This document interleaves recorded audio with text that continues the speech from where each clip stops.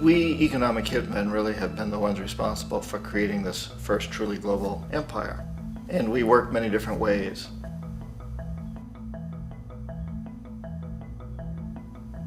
But perhaps the most common is that we will identify a country that has resources our corporations covet, like oil, and then arrange a huge loan to that country from the World Bank or one of its sister organizations.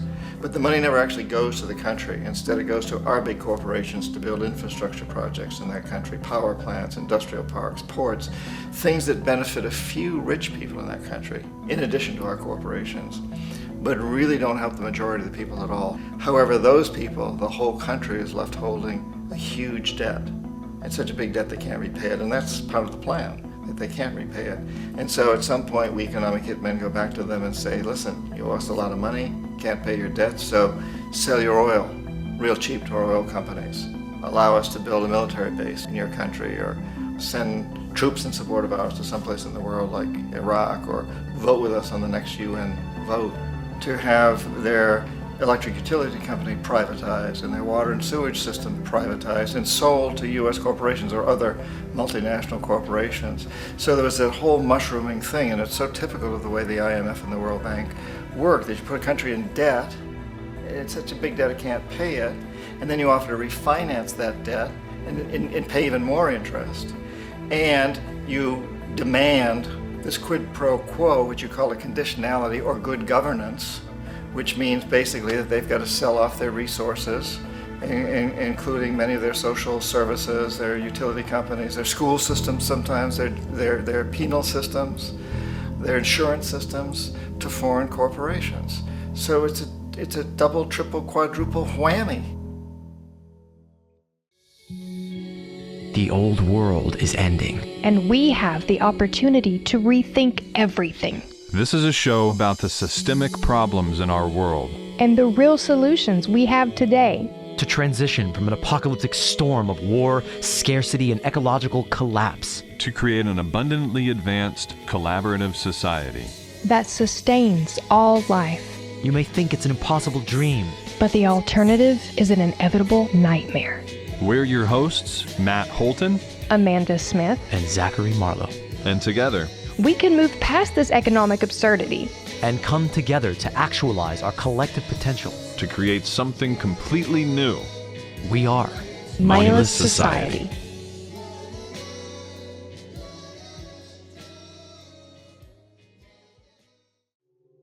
All right, we are live here, coming to you from Colombia, from Appalachia, and a very special guest, John Perkins, coming to us from, I believe, the East Coast or the West Coast of the United States. West Coast, yeah. I'm on an island in the Pacific Ocean. Well, I'm actually in Puget Sound. So I think a lot of our listeners probably know who you are, but for me, this is a big deal. That you're somebody I've wanted to talk to for a very, very long time. I remember picking up your book, Confessions of an Economic Hitman, off like one of my brother's friend's shelves, and picking through it and being like, what is going on in the world? Is this true? Is this a novel?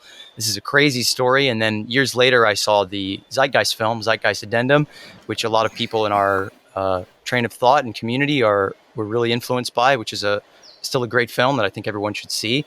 And your interview in that really just so perfectly, like this scalpel, just got us into like how the global economic system works, how money is this ultimate weapon, and like really how things work, how things function. And from your perspective, not from a theorist, not from somebody reading academic history and saying this is what's happening, from somebody who was doing it.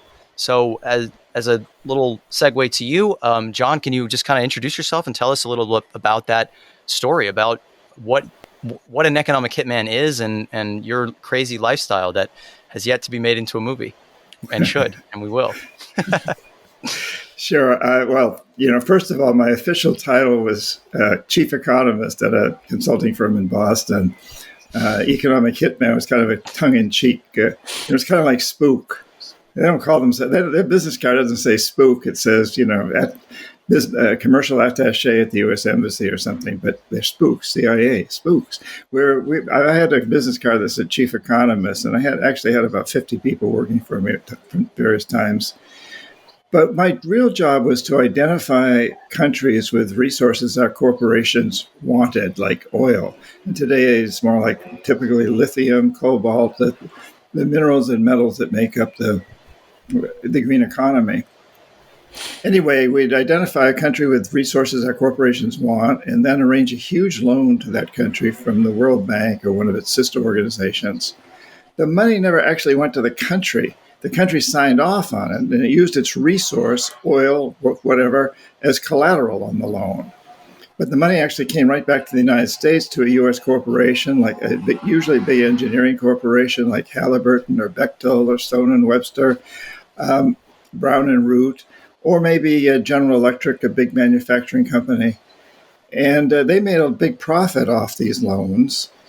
And they developed infrastructure projects in the country, things like power plants and industrial parks and highways and ports and airports. And you're there in Colombia. I had an office. I had two offices in Colombia. I had one in Bogota and one in Barranquilla. And we were in Colombia. We were primarily developing the power grid, the electric power grid, in hydroelectric plants. So the country would get these things. Our corporations would make a lot of money off them, and a few wealthy families would also benefit from them. Again, in Colombia, you've got a dozen or so families that basically run the country and the economy and own the big businesses. They make a lot of money when electricity is more stable and more readily available, or when the highways are improved. But the majority of the people actually lose out because money is diverted from healthcare, education, and other social services to pay the interest on the loans. And in the end, the loan can't be repaid. And so we go back to the country, usually in the guise of the International Monetary Fund, and say, hey, let's help you restructure your loan. In order to do that, we're going to have to draw on the collateral, which is the oil or whatever the mineral is. And we also would like you to let us build a military base on your soil. Vote with us on the next United Nations vote. Privatize your water and sewage systems and other public businesses and sell them to our corporations at cut-rate prices, or sell them to our investors. And vote with us on the next United Nations vote against Cuba, things like that. And so in essence, what we were doing was building an empire in rather a subtle way through economics rather than the traditional military approach. And I have to say that my most recent book, which is the third in the Economic Hitman trilogy, is about how China is doing a much more efficient job at these same things than we did. And you're finding that throughout Latin America today and many other parts of the world. And I'd mention one other thing, and that is that the leaders of countries found it easy to accept these loans, even when they knew that they were putting their people and their country deep into debt that couldn't be repaid. As I mentioned, they would benefit personally, their families, their cronies, their friends, but also they knew that standing behind me were men with guns, basically, what we call jackals. And these are people that are usually CIA assets that either overthrow governments or assassinate their leaders. And of course, we have a long history of that in the United States, starting with Mossadegh in Iran, and Allende in Chile, and Lumumba in the Congo, and Diem in Vietnam, and fairly recently Zelaya in Honduras, and on and on. So if you're the leader of a country or the minister of finance or whatever, you're offered this carrot, this money, that there's billions of dollars that are going to help you and your family, or the stick, the gun. And that was basically what my job was all about. If I might interject there, I took some notes on a few of your interviews earlier today, and I have a burning question for you in particular, and I'm sure it's one that our listeners will share in, and that is essentially, at what point in your career did you see through the veil, for lack of a better term? Did you take a disinterest in being a henchman for the NSA and CIA and get fed up with spreading U.S. capitalist hegemony? Yeah, that's a great question, Amanda. I'm glad you asked it. So I have to say, through the first 7 years or so that I was in that business, I thought I was doing the right thing because I'd been to business school, and the business school models and the World Bank models show you that if you invest this money, lots of money in big infrastructure projects in a poor country, the economy grows, the GDP grows. Trickle down. Yeah, trickle down. And it does. The models are correct in what they're showing. And so I believed them. I thought that what I was doing, I'd been a Peace Corps volunteer in the jungles of Ecuador, and I'd been living with poor people there. And I was very, very interested in helping bring people out of poverty. And I thought that's what I was doing. And it was Omar Torrijos, who was the head of state of Panama and became a good personal friend of mine. He said, John, don't you understand that you're lying to yourself and everybody else, that trickle down, we didn't use the term in those days, but now we use it. It doesn't work for the majority of the people. GDP measures how well the wealthy and the corporations are doing, not the average Joe. So we can show the economy is increasing if we measure in terms of GDP. That's not necessarily helping the majority of the people. In fact, it usually is hurting them. But in any case, I had believed the system until I started talking to Omar. And I speak Spanish, so I was talking to people on the street throughout Latin America. I had several offices in Latin America. And, I began to see the truth of this. And I have to say, Amanda, that after I realized that I was selling a lie, I didn't want to believe it. I wanted to believe the lie. I'd grown up, the son of a teacher in New Hampshire. We'd never had a lot of money. I'd never done much traveling until I went in the Peace Corps. And now I'm flying first class around the world. I'm staying in, first class 5-star hotels, eating in the best restaurants, wining and dining with presidents. I didn't want to give that up, making a good salary. And so for the next 3 years, I kept doing it. And then I had a moment of enlightenment after I'd been in for 10 years. And that's when I quit. Well, thank you for sharing that. I just, hearing all that you've said in your interviews and having glimpses of your books, I'll be candid there. I thought, a bold admission to make. You're essentially validating decades worth of efforts by different people and different groups of people to expose the propaganda of capitalist hegemony across the world, starting with the root, which is the United States, and their greed and their excessive, striving for growth all the time and just making more and more money and more useless products that nobody really needs, and spreading that infection across the world just to get more money into the pockets of the people who own the corporations, who are waging these resource wars if they can't get their teeth sunk into the resources that they're after in whatever country. Yeah, it's an amazing system that, it dates back thousands of years, but it's just grown in its complexity and its subtleties in recent times. And as I mentioned earlier, China's taken this to even new levels. But what I think is really important for all of us to understand is that this whole system has created what we can call a death economy, an economic system that is built on the idea that that businesses have to maximize short-term profits regardless of the social and environmental costs. And let's increase consumption, materialistic consumption of, as you mentioned, things nobody needs. And, whether this economic hitman system is implemented by China or the United States or anybody else, it's a system that's just failing us. We think of the problems as climate change, income inequality, species extinction, environmental destruction. Those are problems. But they're not the problem. They are symptoms of an economic system that's gone global and that we all buy into or have bought into.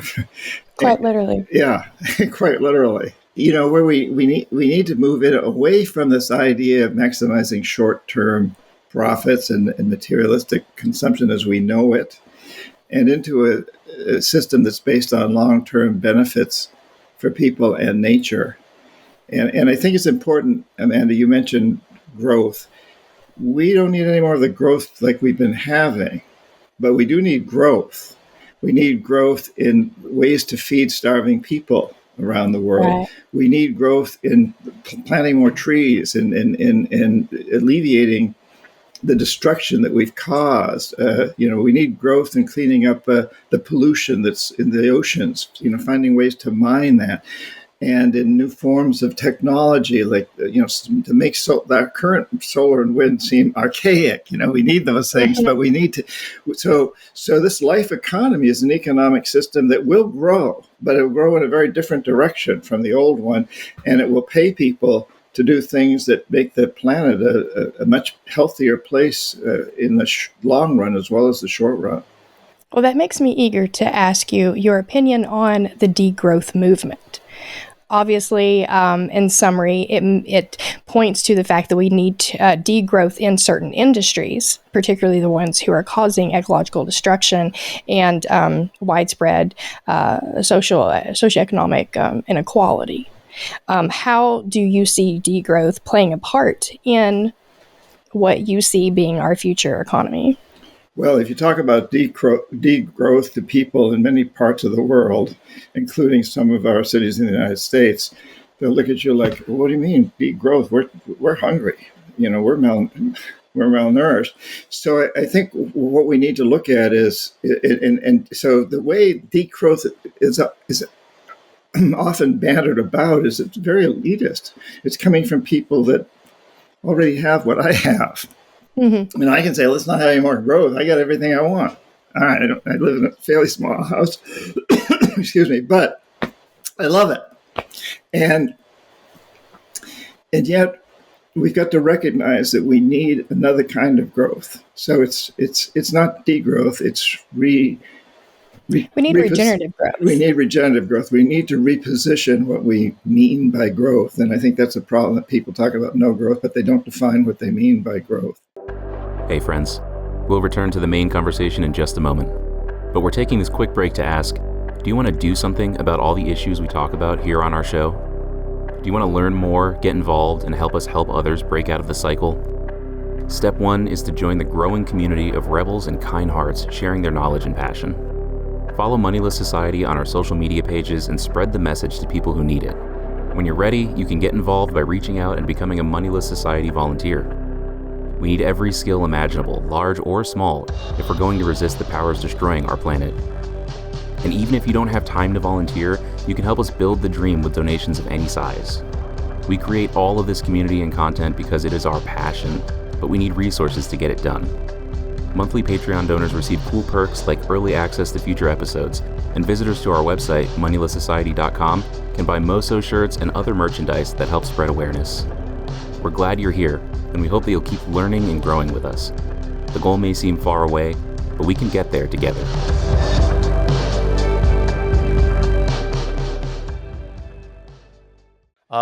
So basically John's handiwork of helping privatize the Colombian electric grid worked really well. My electricity just dropped out, and we have to get back on the horse. So yeah, you said something before we started recording, John, about your handiwork in action and what a good job you did. Yeah, tongue in cheek, what? So yeah, I spent a lot of time in Colombia. It's funny because I had an office in Tehran, Iran. I had an office in Panama and two in Colombia, and one in I wrote headquarters in Boston. I was kind of commuting between those four countries, which was interesting and challenging. But in Colombia, it was primarily the electrical grid that we were working on and building hydroelectric plants and big transmission lines. And actually, a lot of the rebel groups like FARC started in Colombia because campesinos were very upset with hydroelectric plants being built and transmission lines. So the hydroelectric plants would destroy a lot of land that people lived on because you'd flood a whole area to build the pond, the lake to hold it back.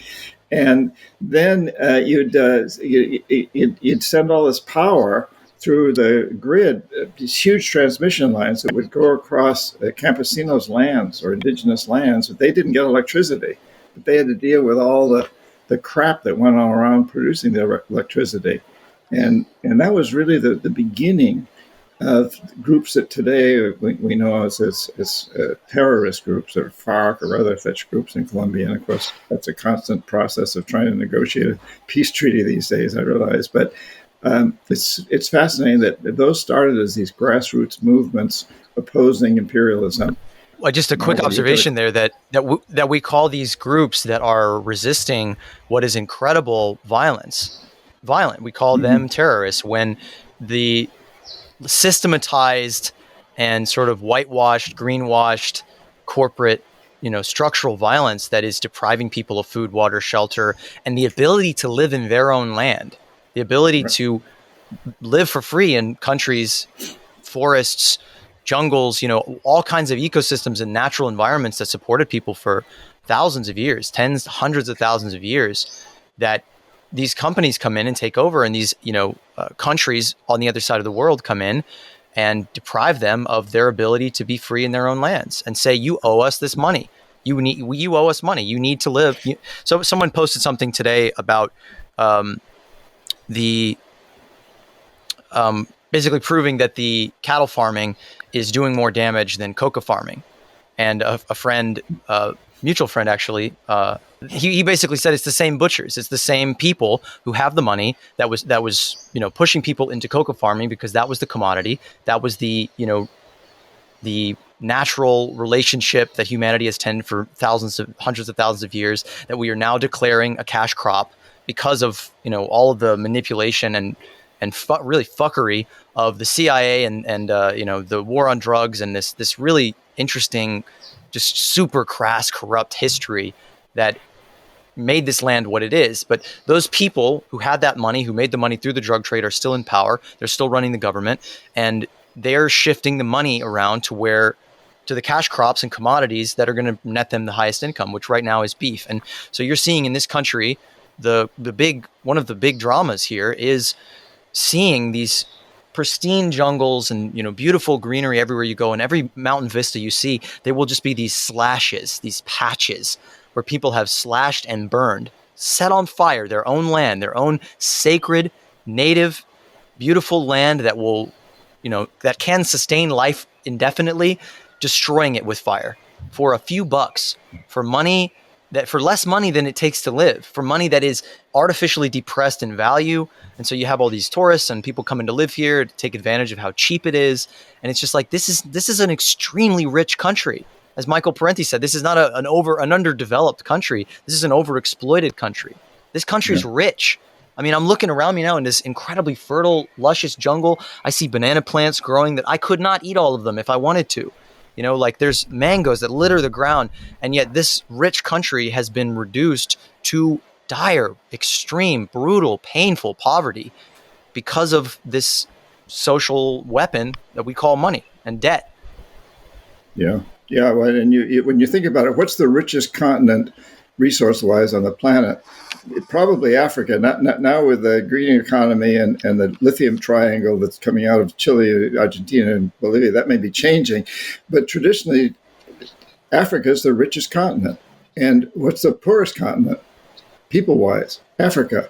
That's where people are poorest. That's where life expectancy is lowest. Because of colonialism, because of exploitation, because of exactly what you described. And I remember, Marlo and Amanda, that when I first knew that I was going to be sent into the Amazonian jungles of Ecuador, Colombia's neighbor, as a Peace Corps volunteer back in the late 60s, I began to research the people I was going to be living with, the Shuar, indigenous tribe. And all the information I get said they were the poorest people in the world. They were among the poorest people in the world. And when I got there, I didn't find poverty. I found people that didn't have any money. They had no currency, but they had really nice lives. Traditionally, they worked about 2 hours a day. And at the early morning, the men went hunting in the early morning with their sons, and the women attended the gardens with their daughters. And then once the heat of the day took over and they'd done what they needed to do, which was enough to live very healthy lives, they spent the rest of the day playing with their kids, swimming, making love, they're living, and I'm like, wait, I thought these are the poorest people in the world.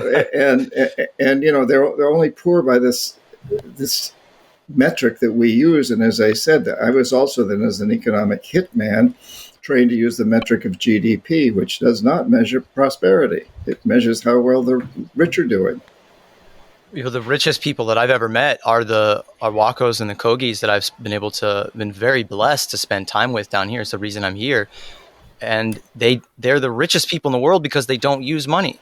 They don't have the most technology. They have no stacks of cash because for a majority of their people still live in villages where they don't use money, and they live this beautiful life connected to nature, where they have issues, they have problems. They don't have an infinite abundance of everything, but they have a social system that is based on trust and love and family and this social connections that are so rich between each other that everyone in their society trusts each other.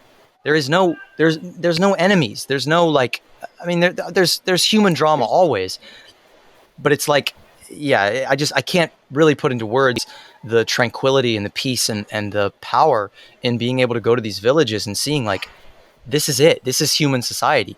Work with nature in a regenerative way, in a sacred spiritual connection to meet our needs naturally and distribute them equally and give people what they need to live.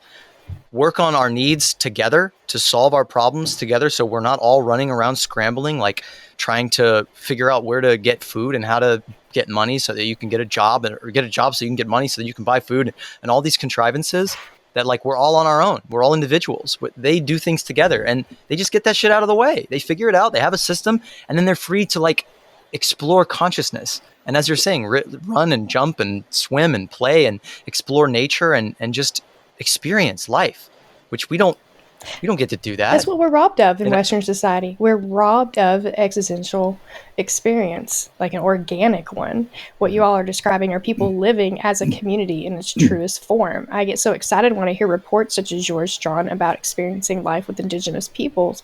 And in case listeners are new to our podcast and didn't hear me mention it 100 times in the first season or 50 times in the second season, essential reading for understanding what's fundamentally wrong with Western society is Marshall Sahleen's Original Affluent Society research and work, where he expounds on the fact that, as John pointed out so wonderfully, people that live without a GDP or currency or stocks or Wall Street or suit and ties actually aren't impoverished. They are leading rich, fulfilling lives, something that we may never experience here in Western society because we've gotten things so convoluted. As some of the memes say, how did we screw up so bad we have a credit score? How do we go from raising our food and being communal and living happy, fulfilling lives to having credit scores and jobs and stocks and shareholders and whatnot?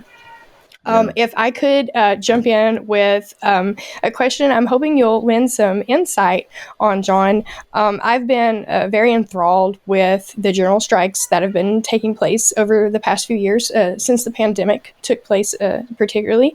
And one that stands out, of course, is the one that took place in India after Prime Minister Modi and his cabinet made the sudden decision to adopt the farm bills, what they're known as the farm bills, that left farmers just high and dry in India. And that's obviously because corporations showed up and said, give us, your resources, we'll give you our money and everything will be great. But obviously that's not the way that worked out, nor would it have. And I'm wondering if you can lend some insights, considering your background, on how that might have played out.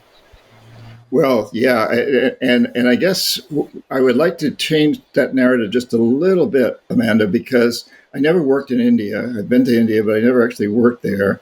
But I spent a lot of time in Central America and Mexico. And you've got a very similar issue there, although the people haven't been striking. They've been leaving and migrating. And what we call our immigration problem here in the United States is really a farmer's problem. When you come right down to it, it's a problem in U.S. policy. So the North Atlantic Trade Association and the Central American Trade Association, NAFTA and CAFTA, have destroyed the economies of Central America and Mexico, essentially. And so here's an example. Let's say, and I'm going to just use some relative terms here that aren't necessarily accurate, but let's say it costs an American agribusiness $10 to produce a bushel of corn or cotton, $10 to produce it. So they have to sell it for $12 or so to make a profit. And let's say that in Central America or Mexico, it costs the campesino $5 to produce that same bushel, and they can sell it for $6 or $7. But because of CAFTA and NAFTA, the American agribusiness is allowed to get a huge subsidy. So let's say they get $7. It costs them $10 to produce it. They're given $7 on that. So now they can sell it for $4 or $5 in Central America. But the farmer in Central America, it still costs him $5 to produce it, and so he's got to sell it for more than that. He can't do it. Can't do it because of our policies in the United States, and and nobody can impose tariffs under these trade agreements. But there's no law against subsidies. Most of the Central American countries and Mexico can't afford to subsidize all these small farmers. So the small farmers lose out. And everybody associated with that, the markets, the local banks, all the trickle down from that, the spin-offs from that, the repercussions of the small farmers not being able to compete with the big agribusinesses is huge. And what do these people do? Well, they either turn to drugs or crime, or they try to cross the border and come into the United States. And I've got actually a newsletter coming out today. If people subscribe to my newsletter, if you don't, you can do it on my website, johnperkins.org. There's a little box, put in your email address, and it's on this very issue, the immigration problem. And the way to solve it is certainly not by building walls or trying to stop people from coming. It's to help the economy. It's to reverse the laws that we've already made, and maybe go beyond reverse them and encourage, to help small farmers and all the associated businesses and lifestyles that are spin-offs of that. So it's a little different from India, but it's the same basic issue. And that is the power of big agriculture, the power of big business to control governments around the world. And that is what it really all boils down to here, is the power of what I call the corporatocracy all over the planet to control governments. And here in the United States, they have tremendous influence. As we all know, nobody gets elected to a high position in the Congress or the presidency without huge amounts of money essentially from corporations or their major owners. I guess what I'm fishing for, I'm sorry, I'll wrap up really quickly, Marlo. I guess what I'm fishing for is to hear you say in so many words that U.S. capitalist hegemony is what directly influenced that occurrence in India, where corporations came in and said, give us your produce, we'll give you our money, and everything will be great, and everybody will be rich, and everybody will be prosperous. But thankfully, the farmers seen right through that, and it was so incredible to witness in real time, through the news, the unfolding of a nation standing up to U.S. capitalist hegemony and saying, no, we don't want this in our lives, in our nation, in our business. This is not the way we want to practice. This is not the way we want to live. And obviously, it's what we need to see a lot more of. And then my mind goes to the strike that's happening in France right now. It's pension reform. It's not the same as a commodity as, farming and produce and so on. But it would seem unquestionable that that is another instance of this influence that is materializing in different levels of affection throughout the world. Yeah, there's no question. It's not just American hegemony. It's Chinese also. And that's particularly true in India, where India is a member of the BRICS organizations, the BRICS Bank and all the spin-offs. BRICS stands for Brazil, Russia, India, China, and South Africa. Very, very powerful. And so, that banking system has a greater economic impact than all the G7 countries combined, or the G5 countries combined, and banks like the World Bank and IMF. So, and that's very recent. So up until recently, it's been really in the hands of the United States. But within the last 5 or 6 years, it's become, it's China. And one of the reasons that countries like India and Brazil and others are not standing against Russia is because they are so tied into BRICS, which is Russia and China. And so they've got to hedge their bets in systems like that. So you've got this, and again, it's really the big corporations that are driving it. And let's not forget that the multinational corporations today are interwoven very strongly with the Chinese economy and economies around the world. So it's no longer just the American system. It's maybe started here, and a lot of the corporations have their headquarters here and don't pay any taxes here, but they're truly global. Sounds like it's mutated. Yeah, I mean that's the kicker, is that even as the dollar hegemony is changing and the current imperial order is shifting, and I think there's a lot of optimism that I see in these countries being able to print their own money, basically, to not have to do everything in dollars, because the governments of these countries are effectively useless because they need dollars to do things, because the United States in this hegemonic order has been able to print its own dollars. And since it's the global hegemon, it has dollar sovereignty or dollar supremacy over the rest of the world. It's a world reserve currency. That's what I'm trying to say. And so other countries have to do their transactions in dollars. So they need to earn dollars. They need to provide $100 worth of goods and services to get the dollars that the United States just squirts out, And so that changing order is powerful. And it is bringing power back into the hands of countries, but it's not really bringing power back into the hands of the people necessarily. But the ability of the United States to no longer issue sanctions is a huge shift. I mean, it's like taking the nuclear option off the table or something. I mean, that's something I would love to talk to you about, John, or for you to talk about, is how the ability or the end of sanctions is going to change the global world order. And as I see it, to kind of front load the answer a little bit before the question, it seems like China, the rest of these countries are just kind of taking the reins of capitalism, because the United States has been so brutal and so unfair in the way that they have wielded their power, that they have, exploited these countries mercilessly. And if they try to rise up, they kill them, or they send in guys like the young John Perkins to saddle them with debt, and use all these covert means to saddle them and whip them into shape, and there's nothing they can do about it. I'm really bad at getting a question out of all this, because it's all so interconnected, and it just surges with interest. I mean, this story that's unfolding on the planet right now is so fascinating and so dire. We're all trapped into this really deadly cycle where even the people who are the victims historically of this global hegemonic debt-based system are they're gaining the reins, they're gaining their power back. And in this cycle of abuse, it's like they're not learning and saying, okay, let's move toward the decommodification of things. Let's move to a new kind of economic system. It's a blood rush of commodities and money that they can make, and new markets, and China's expansion, and just continuing the same cycle that's driving us to the bottom. It's a race to the bottom.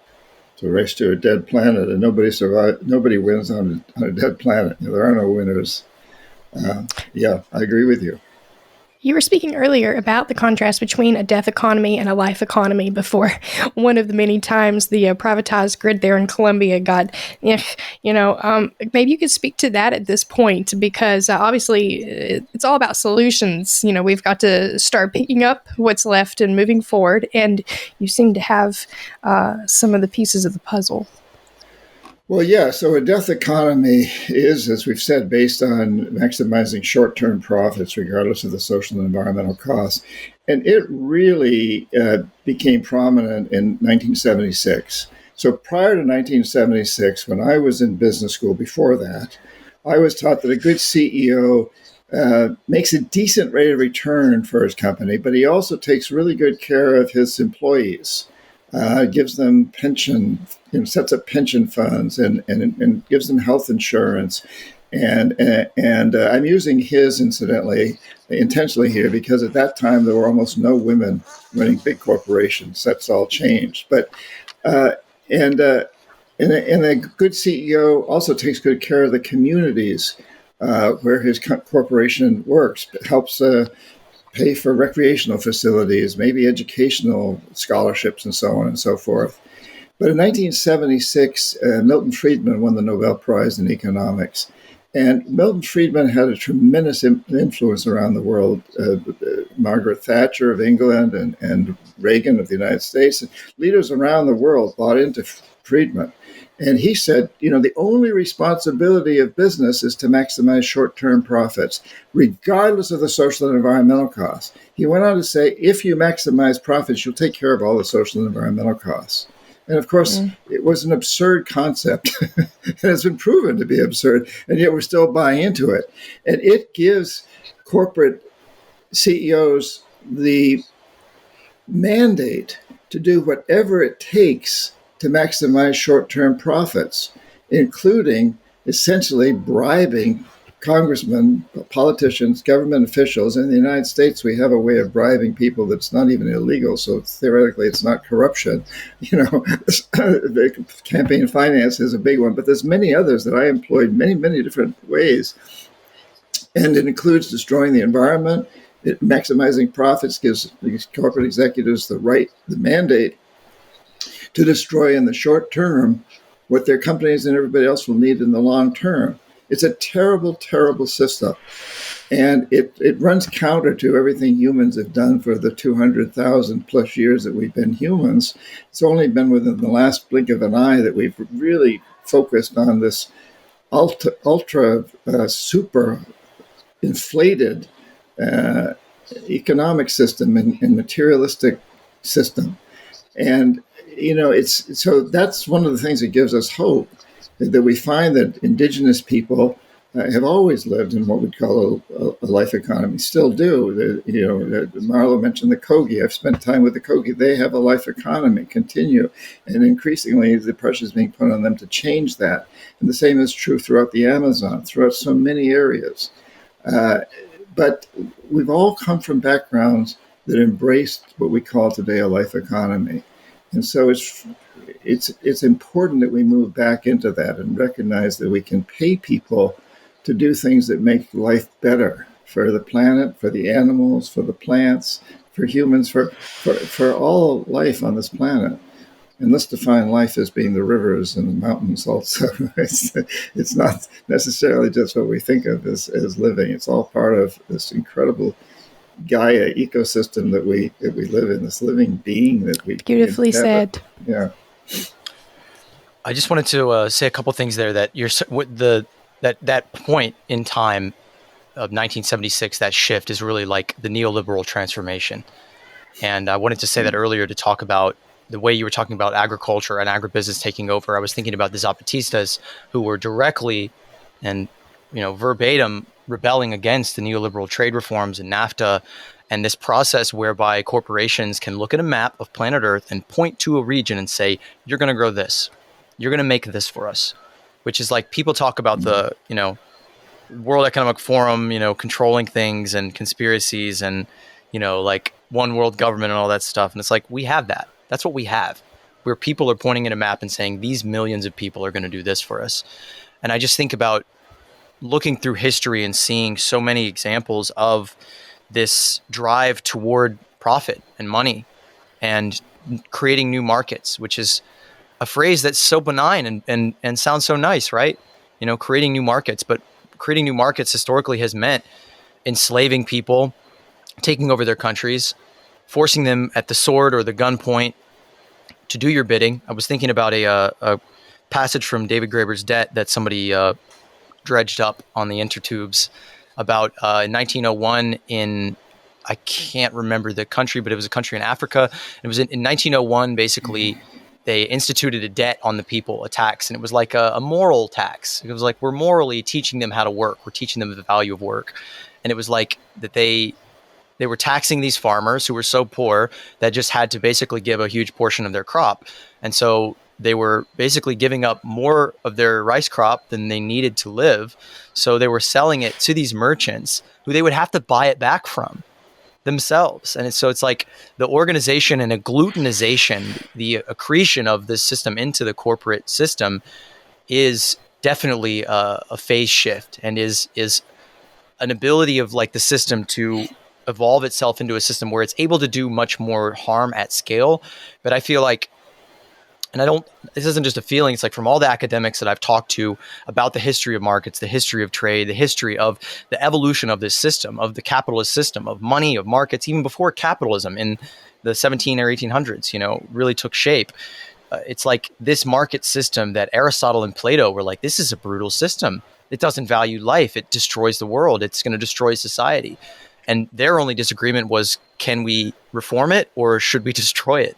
And so I think we're at this point in human history where all these systems and all these bad practices from governments and corporations and militaries and, dirty energy and all these death systems are coming together into pushing us to change, to fundamentally change, to change everything in a new way. And that's really at the core of what we're talking about in this program, is going beyond just paying people to do good to the environment, but moving beyond the need for money to begin with, to basically take the social sort of structure that people like the Kogi have, where they run things in a collective communal way with, scaled villages, circles and circles that come together in councils and manage the needs of the people in the way that the Zapatistas do, in a cooperative way, instead of this competitive market system where we're commodifying the earth, we're forcing people to earn their right to live, we're forcing nature to earn its right to live, and it'll never be able to pay because it has only itself to give.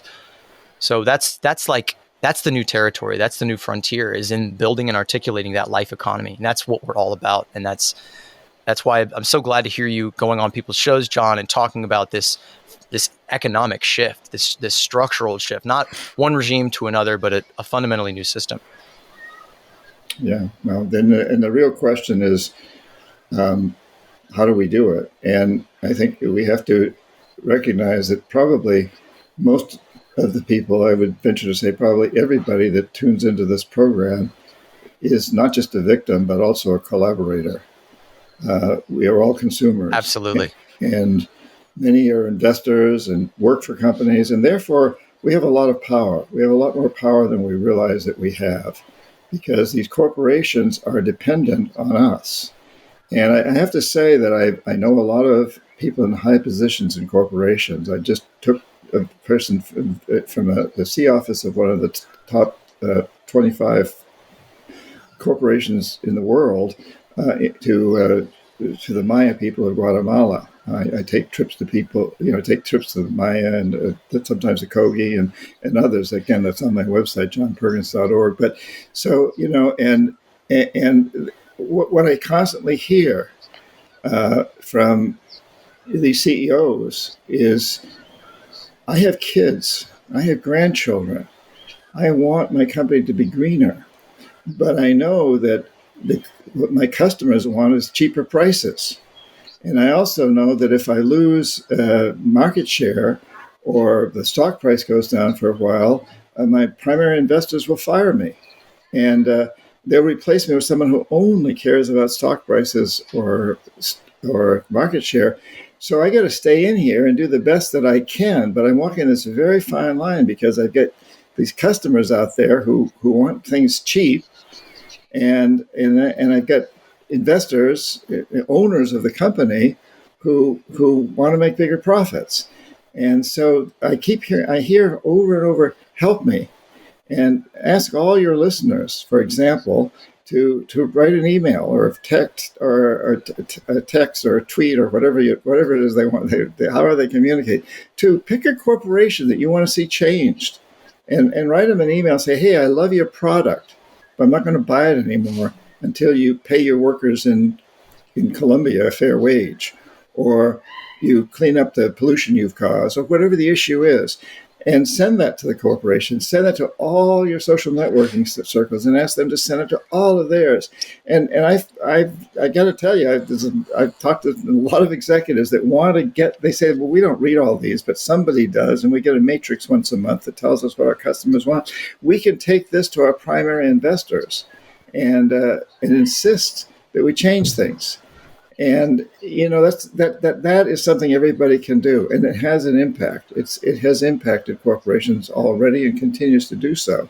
Unfortunately, most of us, even when we shop responsibly, we don't let companies know. We don't tell Nike, that we're not buying any more from Nike because they're not paying their workers in Indonesia a fair wage. We may stop buying from them, but we don't tell them. And we don't tell the company that we are buying from, hey, I'm buying from you because you're trying harder. You're doing a better job than anyone else. We need to do that. We need to recognize that this is, you talk about a conspiracy, we're all part of the conspiracy as long as we buy into it, as long as we participate in this. And I would dare say that all your listeners are participating on one level or another. It's hard to be alive on this planet and not participate, even if you're a Kogi or a Schwa these days, because the system has reached those places. As you know, Marla, the Kogi need money too. They don't need nearly as much as the rest of us, and they have other values in life, but they can't get their food to market these days without getting right on a bus, which costs them money. So this whole thing is a system that keeps just regenerating itself, and we are a huge part of it, and we need to recognize there's no them and us. We're all in this together. There's some thems that have a lot more power, but they too are vulnerable, and they know they're vulnerable. This seems like a gorgeous opportunity to segue into the question I wanted to ask you most, probably, because in all the research I've done on you, I noted that you speak frequently and highly of pre-predatory capitalism, as you refer to it. And your call to action is, as you said, we try and influence the feedback loop by taking the time to speak up and let corporations know how we feel about their practices and their products and what it is that we want. I just have to wonder, though, have you envisioned far enough ahead to see what the future may look like if we are successful in the influence of that feedback loop, insofar that institutions such as Wall Street have to be addressed head on, perhaps even abolished to some degree, for lack of a better term, because getting back to Milton Friedman's doctrine, at the core of that is Wall Street. That's his theory and praxis. The fact that shareholders are the only ones that these corporations and people are beholden to. So if we get people to influence that feedback loop and say, hey, we want corporations to behave more responsibly, then the shareholders and the profits, they take back seat. Can capitalism continue if the shareholders and profit take back seat? Well, that's essentially the question, I think. Yeah. And are we ready to move on without capitalism? Well, it depends on how you define capitalism. So the markets that the Kogi go to, or the farmers market, and maybe in your community in Kentucky, Amanda, that's capitalism. And my grandson's lemonade stand is capitalism. So capitalism is disguised, is defined. The basic definition is it's a system where the means of production and marketing are not owned by the government. And so what's interesting about what we have here in the United States today, and through much of the world, is I do call it a predatory form of capitalism because it drives out competition. And the government doesn't own it, but it owns the government. And so we've turned this thing around. And it's interesting if we look at China once again. In China, most of the big corporations, the Chinese government owns slightly more than 50% of them. And so they get money from these corporations that they can put into bringing the 800 million people out of poverty that they've been so successful at doing. In the United States, on the other hand, we have these strong private corporations. They don't even pay taxes. You know, they benefit from all the infrastructure they get, the education, the airports, the ports, everything else, but they're not paying for them. And so we've got this horrible system. I think we need to make a distinction between predatory capitalism, which we've had for quite a few years now, and it really skyrocketed under Milton Friedman, and true capitalism. So I don't see how human beings are going to live without some form of capitalism, in answer to your question. Can we live without this predatory, corporate-dominated? Yes, of course we can. Is it going to happen in my lifetime? No, probably not. I'm 78 years old. That's why I am focused right now on changing the corporations, doing what we can to move them around. Ultimately, I think we have to change that system, the corporate system, the banking system that we have, the Federal Reserve system, the central banking systems. They got to go. But but there's a bridge in between. There's a step in between, which is where I think I have to devote my life to, because you're a lot younger. You can get into much more of the stuff. That's gracious of you. That comes later. So, but I want to see these corporations do whatever they can to bring things around, and then let's look at some real, truly alternative systems. And there's many examples of them. But if we can keep moving toward this goal of not maximizing short-term profits, but maximizing long-term benefits. And I think a key element here is, throughout history, and indigenous people still define themselves as a part of nature. We have defined ourselves as apart from nature, supreme over nature. We've really defined ourselves as aliens to our own planet. We see ourselves as supreme. I hate white supremacy, but even more, I hate human supremacy. The idea that we can control nature. We can't, and Gaia's teaching us that we can't. The earthquakes, the climate change, the fires and the droughts and all of that stuff, they're showing us that we can't. So how do we move more and more into some sort of an economic system that defines us as a part of nature, that lives within nature and has a great integration with nature?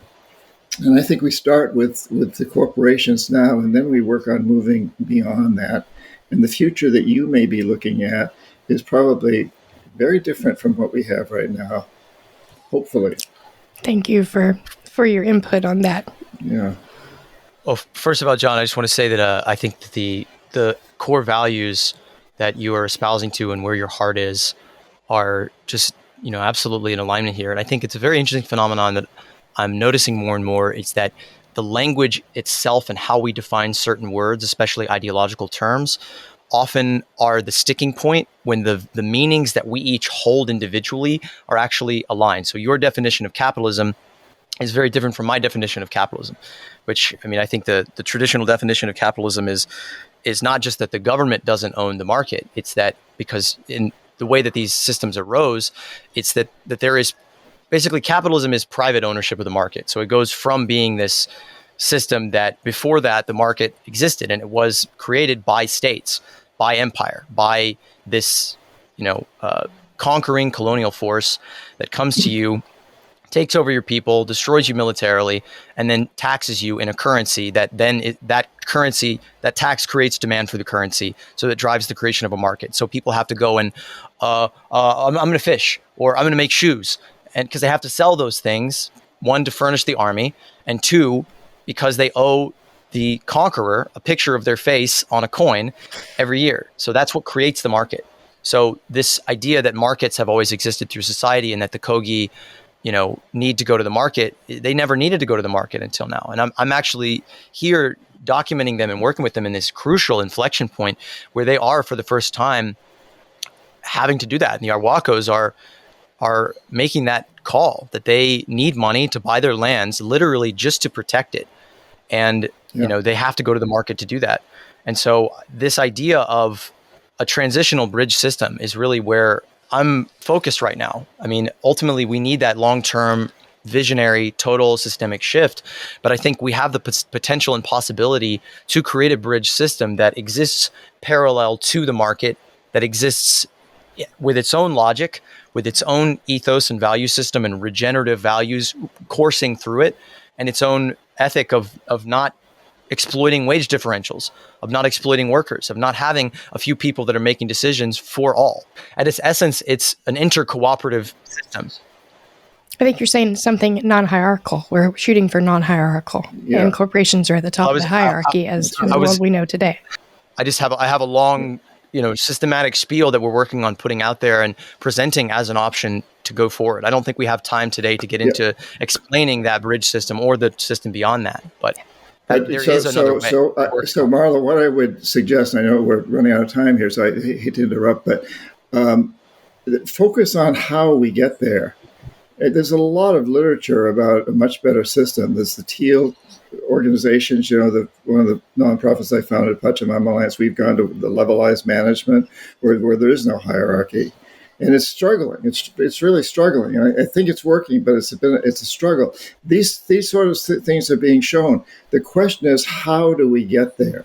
It's one thing to theorize about it, and there's a lot of that going on. And sometimes I get very fed up with the number of people that are talking about what should be done, what ought to be done. The real question is, how do we do it? And how do we do it today? Not what's going to happen 20 years from now, because nobody knows. And that's not going to happen in any case unless we start it today. We've got to, it's like writing a book. I mean, I may have a vision of a book I want to write. It's a great vision. It's a wonderful book. Confessions of an Economic Hitman. It's a great book. But where do I get started? It's not going to just happen. I got to sit down and write the first sentence. And we're very much in that situation today, too, where it's easy to theorize and to talk about, a utopian world. And we should strive to gain that world. But what is it we're going to do today? What are you going to do today? What are you asking people who are listening to the show to do? Give them, we've got to start moving toward actions more and more and more. Amanda, I can see her just it's great. Well, I've been starting small. I'm running a community outreach program, trying to make sure people have food and get people together that are otherwise strangers across the table over a plate of food, so they recognize their neighbor's face the next time they see them in town. It makes it harder for them to turn their cheek when they see someone that they know from their hometown experiencing a social or cultural injustice of some sort, a structural injustice. There's a plethora of solutions because there's a plethora of issues that all fall under the umbrella of systemic failure. And so everything that we're working on right now is so emergent that it's hard to pin down exactly what we should call people to do. But you're doing it. Get involved. You're get involved. Right. You're doing it. You're doing it. And that one step, that one step of working to feed people and get them to look at each other across the table, that's a huge step. It's not a small step. It's a big, big step, and we've got to recognize that and honor it. And that's where we've all got to go. Yeah. Well, thank you for that encouragement. I was going to say that ultimately I wasn't going to dive into the utopian, fully automated, regenerative bioeconomy. Where I'm at right now is in working on the transition, is in the bridge, is in how do we create a transitional system that we can institute today, that we can start channeling the energy, the resources, the finances, the labor, the ideas, and the attitudes, and all our will to change, our will to do better into a new structure that is of its own design, not just the intentions of people in it, because you have a lot of good intentions in a bad system that still produce bad outcomes because they have to. But we can create a new system fundamentally that is a transition that we can work in today. We don't have time to get into the whole thing today, but John will definitely be in conversation about it, and we're going to be working on putting out more media and more literature and more designs for this system, for how people can come together into an intercooperative, decentralized, communal-based, system that progressively moves away from money, away from commodification, that gives people more services and access to what they need to live, that allows people to create a structure where within their structure, within their village, within their company, within their cooperative, they have access to the things that they need, and they're not working for the wage. And that's actually, there's an ability for companies to cut their costs, because if you provide people housing, food, healthcare, the things we need, and we are collectively owning and stewarding these companies, they're not owned by someone else. They're not ultimately amenable or, subject to the whims of the investors, but the people who are in them, who work in them, who are owners, who own their own world. There's infinite incentive for us to create beautiful environments connected to nature, growing and developing products regeneratively that we can sell within the market. But then we have our own society outside of that, where we're not trading bits of paper with each other so to meet our needs. We manage things collectively, and we're able to do things in a more efficient, more sustainable, more just way, using all the tools and technologies we have today. There's just so many solutions packed into it, but ultimately it's about creating a transitional business model, a living model. And that's our mission right now. That's our goal. That's the step where we have to put pen to paper, articulate it, and find the others and spread it to them. I've been out here in this wild wasteland of Colombia, this fertile like paradise that's also this like pirate fucking drug lord wasteland, and I've been talking to a lot of people who are working to build communities and people who have companies. And And I've been in this like kind of evangelical position of talking about this transition, of explaining the problems to people. And they're always like, wait, I agree with that, but what's the solution? What do we do? And then I've explained it to them. It takes a whole dinner conversation. But at the end of it, when the fire is low, almost every time they're like, I'm with it. That sounds great. Let's do it. So there are answers, not just long-term visions of the utopian, Venus project-like world we want to live in, but we can create a mutually assured feedback loop of communities and cooperatives mutually supporting each other. I have a friend here in Colombia who has a cooperative of 100 farmers that they're working together to create a system where they are no longer competing with each other, where they're merging their interests. They're not us against you. Yeah, I mean, there's so much to talk about, but I think we're kind of coming up on time here. John, I really hope to have you on again. Love to do it, yeah. This episode was really stressful. One of the most difficult we've done. There was an entire family of Colombians that showed up and started cooking and dancing and singing, like 20 people, unexpected. So I had to work around them. Power kept going out, internet kept going out. Just a lot of things went wrong. And I say that to say that a revolution is not a bed of roses. This is not easy work. It's very difficult, especially doing this on the road. I produce these podcasts, like, I never know where I'm going to be. I don't have a home. I travel. I stay in hostels. I stay on couches. I don't really ever know where I'm going to be.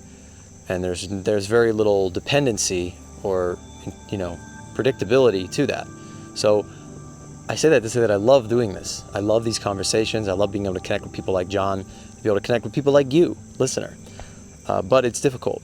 And Moneyless Society overall is going through a lot of struggles, changes, growth, evolution. We're always changing.